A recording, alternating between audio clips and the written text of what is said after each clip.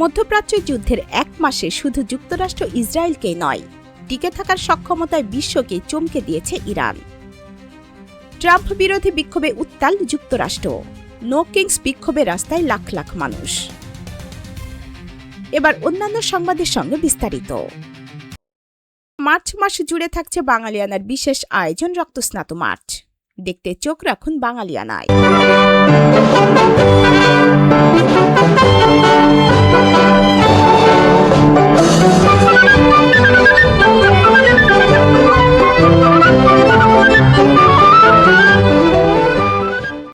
বাংলার ইতিহাসের সবচেয়ে রক্তাপ্লুত সময় মার্চ ১৯৭১। একই সঙ্গে এই মার্চই ইতিহাসের স্বর্ণোজ্জ্বল সময়। একদিকে মুক্তির আকাঙ্ক্ষায় বাংলার মানুষের গগনবিদারী উন্মাতাল স্লোগান, অন্যদিকে পাকিস্তানি হায়নার নৃশংস বর্বর গণহত্যার প্রস্তুতি। স্বাধীনতার নেশায় আসক্ত জাতিকে কি দাবিয়ে রাখা যায়? গণহত্যা, আগুন আর ধ্বংসের বধ্যভূমি থেকে বাংলার জনতা ফিনিক্স পাখির মতো উড়াল দিয়ে নীল আকাশে এঁকে দিল লাল সবুজ পতাকা। মুক্তির আকাঙ্ক্ষায় উদ্বেলিত জনতার সংগ্রামমুখর ঘটনাবহুল ১৯৭১-এর মার্চ নিয়ে বাঙালিয়ানার প্রতিদিনের আয়োজন রক্তস্নাত মার্চ। স্বাধীনতার ক্ষণ গণনায় আজ ২৯ মার্চ ১৯৭১ সোমবার। গত সন্ধ্যার পর থেকে ভোর পর্যন্ত থেমে থেমে ঢাকার বিভিন্ন এলাকায় গোলাগুলির শব্দ আর মানুষের আর্তচিৎকার শোনা যায়। সকাল ৭টা থেকে বিকাল ৪টা পর্যন্ত কারফিউ তুলে নেওয়া হয়। শহর থেকে গ্রামে চলে যাওয়ার চেষ্টারত মানুষের ঢল থামেনি। শহরের বিভিন্ন প্রবেশপথে সেনাবাহিনী চেকপোস্ট বসায়। পথচারীদের তল্লাশি ও জিজ্ঞাসাবাদ করতে তৎপর দেখা যায় তাদের। ঢাকা আরিচা সড়কে কল্যাণপুর ব্রিজের কাছে অবাঙালিদের তৎপরতা গত দুদিনে বেড়ে যায়। এ পথে যাতায়াতকারীদের আটক ও তল্লাশি করা হয়। কাউকে সন্দেহ হলে ব্রিজের নিচে নিয়ে জবাই করা হয়। ঢাকার কেরানীগঞ্জ এলাকায় বিচ্ছিন্নভাবে পাক বাহিনীর সাথে মুক্তিযোদ্ধাদের গুলি বিনিময় হতে থাকে। এদিন মধ্যরাতের একটু পরে রাত ১:৩০টার দিকে পাকিস্তান আইনসভায় বাংলা ভাষার মর্যাদা প্রতিষ্ঠায় ঐতিহাসিক প্রস্তাব উত্থাপনকারী আইনসভার সদস্য ধীরেন্দ্রনাথ দত্তকে কুমিল্লার বাসা থেকে পাক বাহিনী তুলে নিয়ে যায়। তাঁকে আর তার বড় ছেলে দিলীপ দত্তকে আর কখনো পাওয়া যায়নি। স্বাধীন বাংলা বেতারে ৩ বেলায় ৩টি অধিবেশন প্রচার হয়। চট্টগ্রাম শহর আর শহরতলির মুক্তিকামী মানুষের বাতিঘরে রূপ নেয় এই বেতার। এদিন বিকাল ৪টায় ময়মনসিংহে 2nd ইস্ট বেঙ্গল রেজিমেন্টের বাঙালি অফিসার ও জওয়ানরা মেজর KM শফিউল্লাহর নেতৃত্বে এক সমাবেশে স্বাধীন বাংলার প্রতি আনুগত্য ঘোষণা করে এবং দেশমাতৃকার মুক্তির লড়াইয়ে জীবন বাজি রাখার প্রত্যয় ব্যক্ত করে। এদিকে চট্টগ্রামের দক্ষিণ ও উত্তর থেকে বেলুচ রেজিমেন্ট ও চট্টগ্রাম সেনানিবাস ও কুমিল্লা ক্যান্টনমেন্ট থেকে অগ্রসরমান পাক সেনারা শহরের খুব কাছে অবস্থান নেয়। সন্ধ্যায় তাদের হামলা ও পাকিস্তানি নৌবাহিনীর গোলাবর্ষণের ফলে বিপর্যস্ত হয়ে বাঙালি সেনা, ইপিআর, পুলিশ ও জনতা এক পর্যায়ে পিছু হটতে থাকে। সন্ধ্যায় ঢাকা ক্যান্টনমেন্টের অজ্ঞাত স্থান থেকে হেলিকপ্টারে করে শেখ মুজিবুর রহমানকে ঢাকা এয়ারপোর্টে এনে দ্রুত একটি বিশেষ বিমান যোগে করাচির উদ্দেশ্যে নিয়ে যাওয়া হয়। ১ মাস আগে ইরানে যখন যৌথ হামলা চালায় ইসরায়েল ও যুক্তরাষ্ট্র, তখন তাদের ধারণা ছিল খুব দ্রুত নিজেদের উদ্দেশ্য পূর্ণ করে ইরানে নিজের জয় নিশ্চিত করা। কিন্তু ১ মাস পর দেখা যাচ্ছে তাদের কোনো লক্ষ্য পূরণই হয়নি। শীর্ষ নেতৃত্ব হারিয়েও ইরান এখনও মাথা নত করেনি। ট্রাম্প ও নেতানিয়াহু বারবার ইরানের সাধারণ জনগণকে রাস্তায় নেমে সরকার পতনের আহ্বান জানালেও কেউ রাস্তায় নামেনি। হরমুজ প্রণালীর অবরোধের কারণে ইরান কার্যত বৈশ্বিক অর্থনীতিকে জিম্মি করেছে। এর ফলে তেলের দাম আকাশ ছোঁয়া। অন্যদিকে কোনো স্পষ্ট বিজয় বা কার্যকর সমাধান না থাকায় ট্রাম্প প্রশাসন দেশে ও আন্তর্জাতিক অঙ্গনে তীব্র রাজনৈতিক ও কূটনৈতিক চাপের মুখে পড়েছে। যুক্তরাষ্ট্র ও ইসরায়েলের কৌশল আকাশে পূর্ণ নিয়ন্ত্রণ প্রতিষ্ঠা এবং নৌবাহিনী ধ্বংসের উপর নির্ভর করে। তবে এই অভিযান ব্যয়ভার বিশাল। মাত্র ১৬ দিনে ১১,২৯৪টি মারণাস্ত্র ব্যবহার করা হয়, যার আর্থিক মূল্য প্রায় $২৬ বিলিয়ন। ইরান প্রথাগত যুদ্ধে না জড়িয়ে শুট অ্যান্ড স্কুট বা ছায়াযুদ্ধের কৌশল গ্রহণ করেছে। পাহাড় ঘেরা ভৌগোলিক অবস্থান ও ভূগর্ভস্থ ঘাটির সুবিধা নিয়ে তারা সস্তা কামিকাজি ড্রোন ও ব্যালিস্টিক মিসাইল ব্যবহার করছে। বিশেষজ্ঞরা মনে করেন ইরানের অস্ত্র উৎপাদনের সক্ষমতা অক্ষুণ্ণ এবং বার্ষিক ১৫০০ মিসাইল ও ২০০০ ড্রোন উৎপাদনের ক্ষমতা রয়েছে।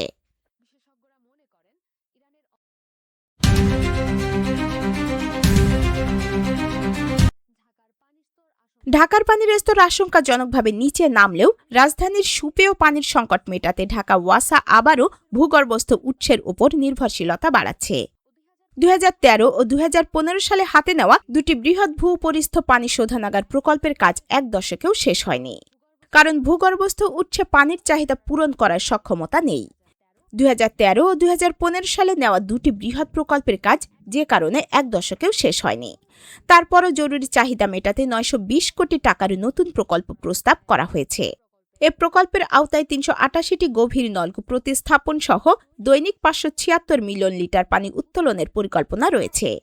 তবে বিশেষজ্ঞদের মতে দীর্ঘমেয়াদী টেকসই সমাধান না করে পুনরায় ভূগর্ভস্থ পানি উত্তোলন করলে ঢাকা ভয়াবহ পরিবেশগত সংকটে পড়বে।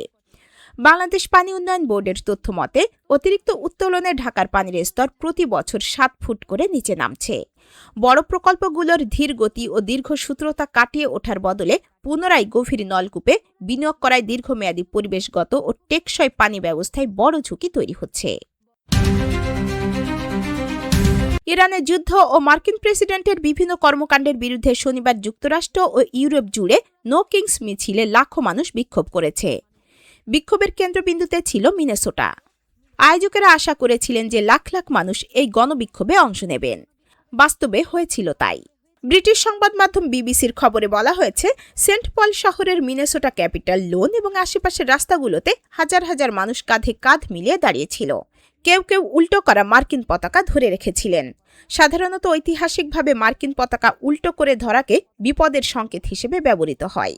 অনুষ্ঠানের মূল আকর্ষণ ছিলেন ব্রুস স্প্রিংস্টিন, যিনি স্ট্রিটস অব মিনিয়াপলিস গানটি পরিবেশন করেন।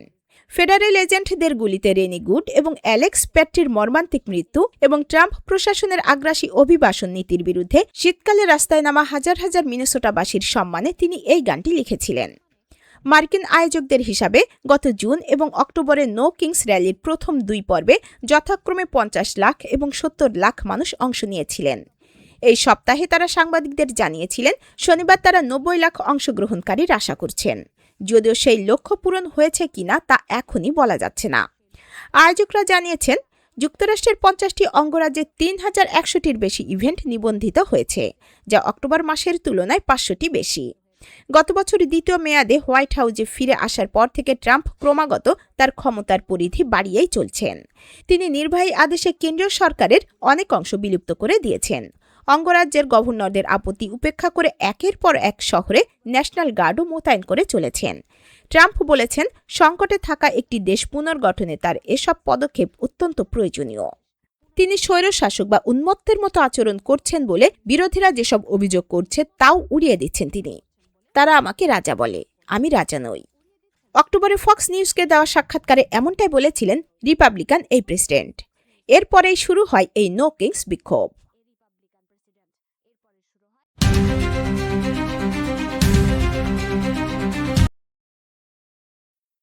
প্রিপেড মিটারের মাসিক ভাড়া বা মিটার চার্জ বাতিলের সিদ্ধান্ত নিয়েছে সরকার। ২৯ মার্চ সাংবাদিকদের সঙ্গে আলাপকালে এই তথ্য জানিয়েছেন বিদ্যুৎ, জ্বালানি ও খনিজ সম্পদ মন্ত্রী ইকবাল হাসান মাহমুদ টুকু। মন্ত্রী বলেছেন, প্রিপেড মিটারে বাড়তি চার্জ আদায় নিয়ে সাধারণ গ্রাহকদের মধ্যে দীর্ঘদিন ধরে এক ধরনের অসন্তোষ ও চাপা ক্ষোভ বিরাজ করছিল। দায়িত্ব নেওয়ার পর থেকেই আমরা পুরো বিষয়টি নিবিড়ভাবে পর্যবেক্ষণ করেছি। গ্রাহকদের সর্বোচ্চ অনুকূলে এবং একটি জনবান্ধব বিদ্যুৎ সেবা নিশ্চিত করতে আমরা দ্রুতই এই মিটার চার্জ পদ্ধতি পুরোপুরি তুলে দিচ্ছি।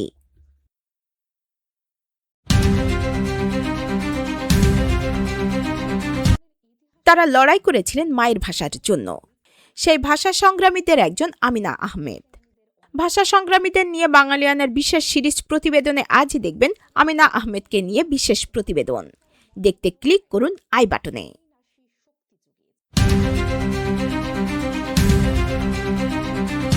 ইরানে কয়েক সপ্তাহব্যাপী স্থল অভিযানের পরিকল্পনা করছে পেন্টাগন।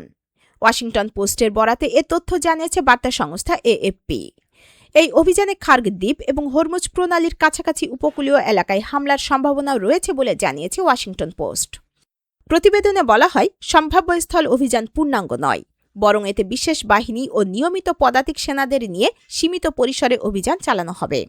বিষয়টি নিশ্চিত করতে নাম প্রকাশে অনিচ্ছুক কর্মকর্তাদের উদ্ধৃত করা হয়েছে। মার্কিন পররাষ্ট্রমন্ত্রী মার্কো রুবিও শুক্রবার বলেন, স্থল সেনা ছাড়াই আমরা আমাদের সব লক্ষ্য অর্জন করতে পারি। তবে ওয়াশিংটন পোস্ট জানিয়েছে পরিকল্পনা অনেক দূর এগিয়েছে।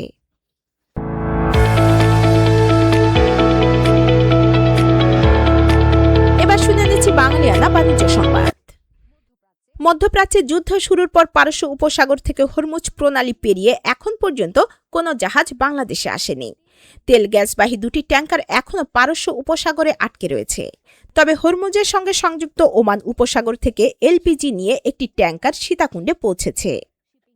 শিপিং এজেন্টদের মতে, যুদ্ধ শুরুর পর মধ্যপ্রাচ্যের যুদ্ধ এলাকা থেকে এটাই বাংলাদেশে পৌঁছানো প্রথম এলপিজি বাহী ট্যাঙ্কার। শিপিং এজেন্টস সূত্রে জানা গেছে, MTBWকে বন্ডহোম নামের ট্যাঙ্কারটি ওমান থেকে ৩,৮০০ টন তরলীকৃত পেট্রোলিয়াম গ্যাস বা এলপিজি নিয়ে এসেছে। আকারে এটি ছোট এলপিজি ট্যাঙ্কার। চালানটির আমদানিকারক স্মার্ট গ্রুপের সহযোগী প্রতিষ্ঠান BM এনার্জি লিমিটেড।